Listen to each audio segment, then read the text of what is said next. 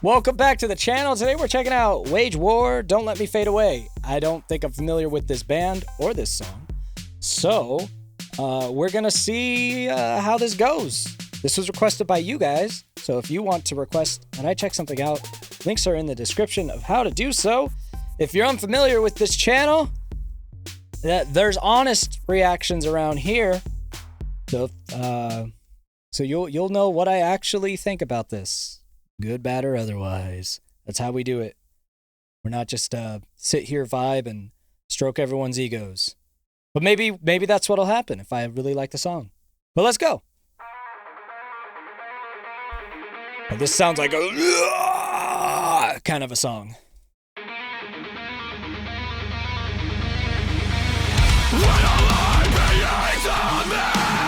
What did I tell you?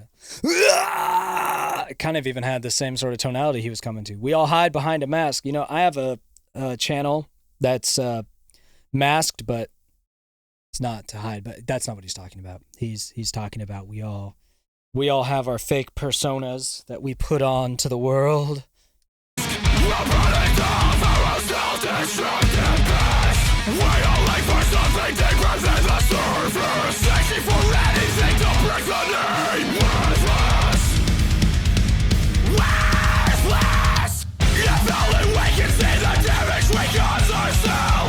So, I'm sorry for chuckling.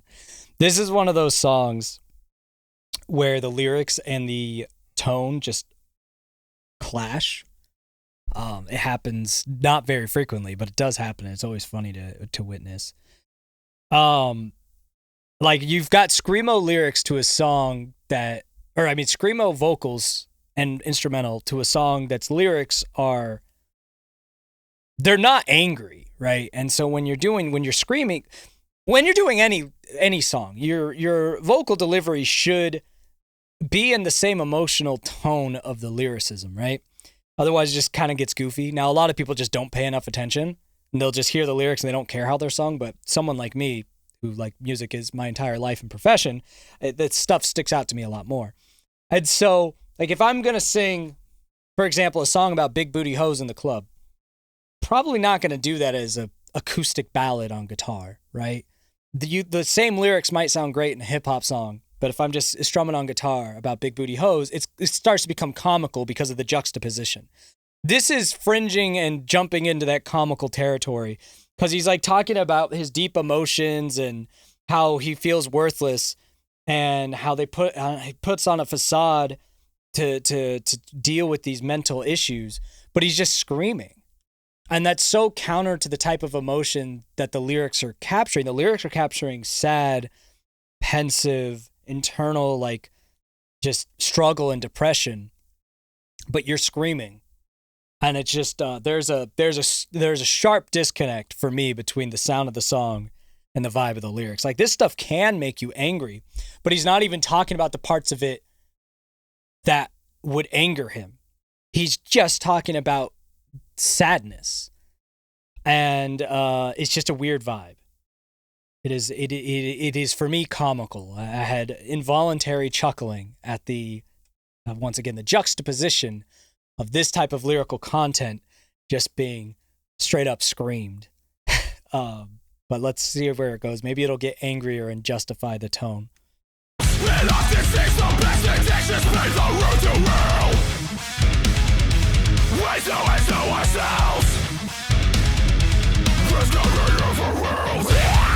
Blag. Like this song would sound great as a lot of genres, like a lo-fi song, cloud rap, acoustic, a piano song, a soft rock song, a ballad, an emo song, even just a regular rock song. Almost everything but rap and metal would work with this. You could even make it a country song. Yeah, these lyrics, as I'm thinking about it, these lyrics could almost apply to any sort of vocal style besides like opera, rap, or metal. And we chose screaming metal as our venture for these lyrics. One of the only genres I can imagine. I mean, there's others. There's so many genres, but off the top of my head, one of the only genres I could think of where these lyrics just would feel really out of place is where they've been put. So here we are.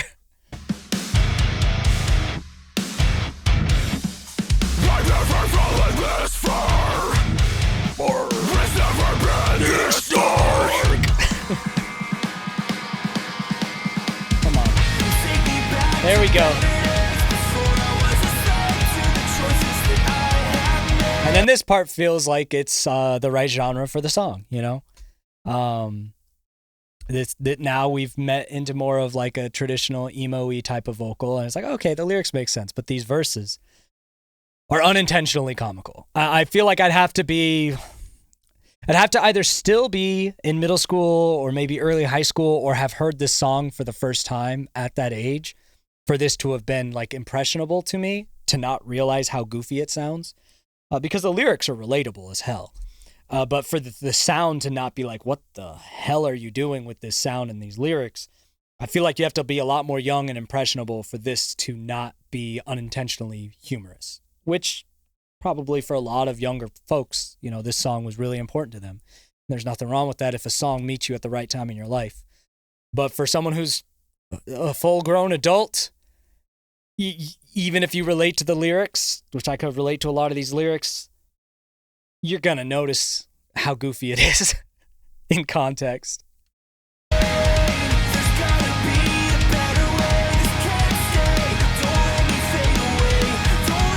This part you could have screamed. Like, of all the parts of the song, the Don't Let Me Fade Away could have been screamed, because that's something that's like that swelling of frustration. You know, your self-identity and trying to figure this out. Now you're just like so frustrated and into it. Don't let me fade away. Like that shit would work here. But this is where they decided not to scream. Well,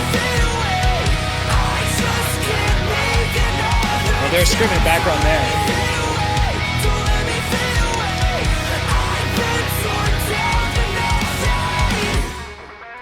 Whoa. Here we go. Just scream the verse.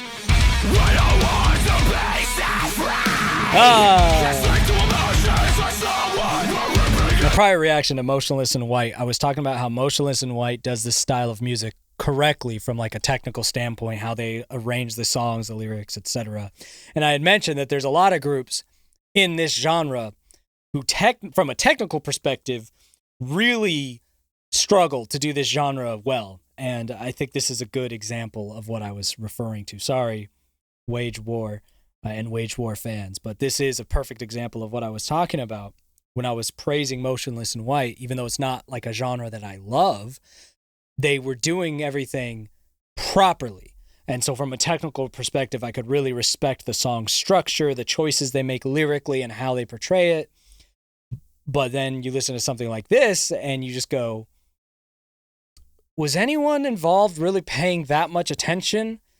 Or did you just decide that the verses are screamed and the chorus is sung and you're just going to write down what you want to write down? Because that's really more what it feels like. And there's nothing really special being done instrumentally or vocally that we haven't heard before. Even lyrically, we're not hearing anything that's groundbreaking. It's very relatable and very true lyrics, but it's nothing that we haven't heard before. So it's not like there's a justified reason to just be screaming this as if they're blowing our minds here. So this, for me, this song overall just, I don't think it makes sense outside of context of someone who's very young and angsty and impressionable, just listening to something to match that guttural emotion they have at the time. Like, they're just young, they're angry, they're confused, they're in like I said, middle school, early high school. Outside of that, outside of that and people nostalgically looking back on this song who grew up with it on that, I don't think there's really an applicable purpose for it. But luckily there's, hundreds of millions of people in that age demographic. So there's plenty of people this song is for. Certainly not me. But, at least they're out there.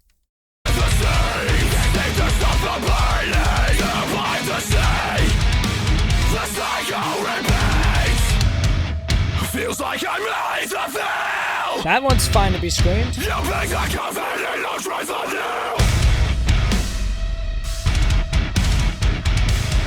There we go. This slowdown works every time in this genre. This half-tempo drum, every time it hits hard. Every time a band does it. Never fails. Yeah, you said that. And now we're back. Why not? How old is this song? This was uploaded 2 years ago. There's no way this song's that new. This feels like a song taken straight out of 2011. I'm guessing 2011. I'm going to look it up. Wage War, Don't Let Me Fade Away. This feels like a 2011 song, specifically like that era. 2017. Jeez. Yo, you guys are throwing it back, throwing it way back. This song feels very, very old. Even the way it's mixed. So they must just really like that old style. That is crazy. 2017, huh? Uh-oh, someone texted me. That's wild. That was a shocking twist. I mean, there's nothing wrong with the throwback. I like making some throwback music, but geez, stop texting me. I like making throwback music, but that's crazy. That is so surprising. I feel like when you're making throwback music, you need to like at least make the mix sound modern or something. Give us some sort of hint that it's an homage to an older style of music. And they're not doing that. You know what? But respect. They just want to keep it traditional. Now, if they could just figure out appropriate lyrics for the sound. 2017. Crazy.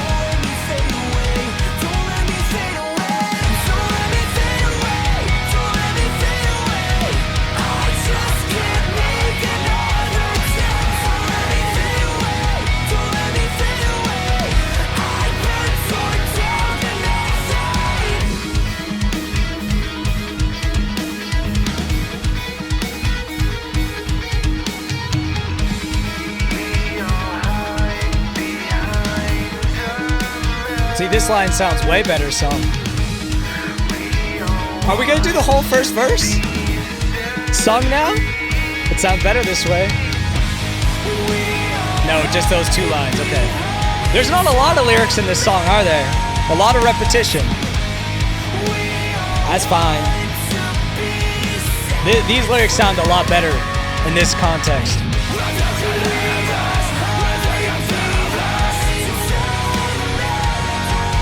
All right.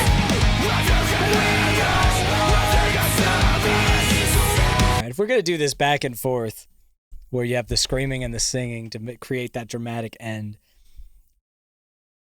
there needed to be a lot more mindfulness to the spacing of this, okay? In music, when you're mixing and engineering, you've got to be thinking of music as a spherical arena that you're filling, or a stage.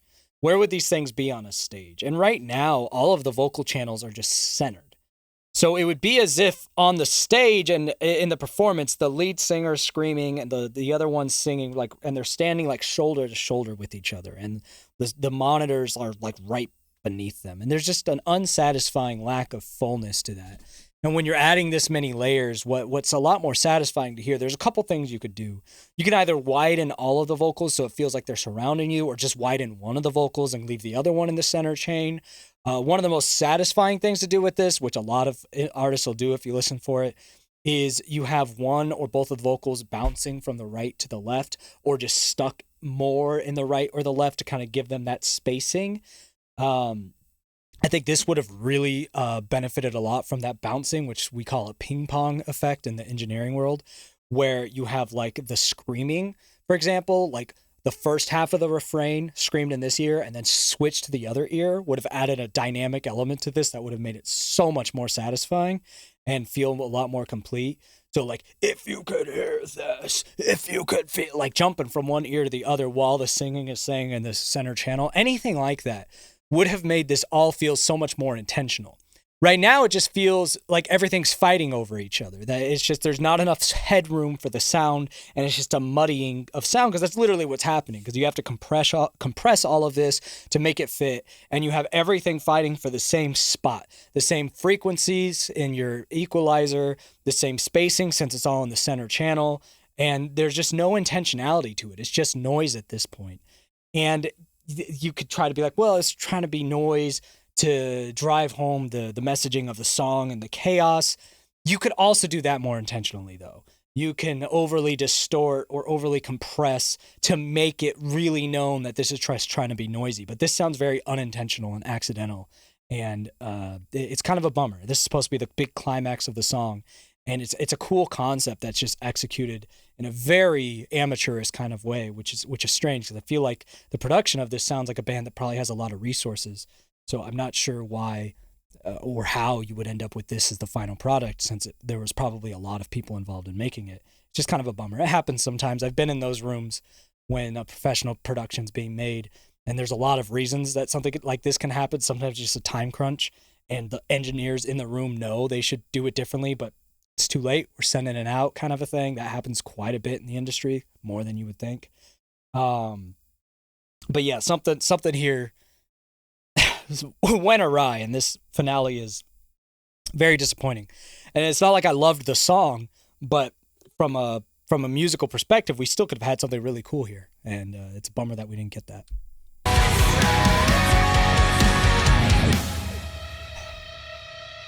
Give me a sign, tell me everything will be alright. It's a weird thing to scream. That part's fine. All right. That was messy. That was a messy one. Don't Let Me Fade Away. It had a lot to say, but I don't think they really knew how to say it. And then that ending, what a disappointment. So now that you all are mad at me, Wage War fans, I'm sorry. That's just what it is. It happens. Subscribe if you've got thick skin. Otherwise, cry about it. We'll see you next time.